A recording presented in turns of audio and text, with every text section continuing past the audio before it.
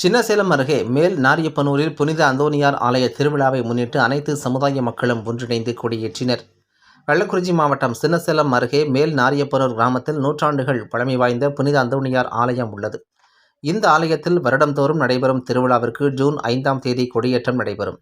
அதனைத் தொடர்ந்து தினந்தோறும் திருவிழாவிற்கான ஏற்பாடுகள் நடைபெற்று ஜூன் 11, 12, 13 ஆகிய தேதிகளில் பெரிய தேர்பவனி நடைபெறும். இந்த திருவிழாவை காண ஏராளமான பொதுமக்கள் மற்றும் கிறிஸ்தவர்கள் சாதி மத பேதமின்றி அருகே உள்ள சேலம், பெரம்பலூர், திருவண்ணாமலை, கடலூர், திருச்சி உள்ளிட்ட தமிழ்நாட்டின் அனைத்து மாவட்டங்கள் மட்டும் இல்லாமல் வெளி மாநிலங்களான ஆந்திரா, கேரளா, கர்நாடகா உள்ளிட்டவைகளில் இருந்தும் வெளிநாட்டில் இருந்தும் ஏராளமான பக்தர்கள் பல்லாயிரக்கணக்கில் வருகை தருவர். அதன்படி இந்த ஆண்டிற்கான திருவிழா கொடியேற்றம் நடைபெற்றது. கொடியேற்றத்தை காண 5000த்திற்கும் மேற்பட்ட பக்தர்கள் ஆலய வளாகத்தில் திரண்டிருந்தனர்.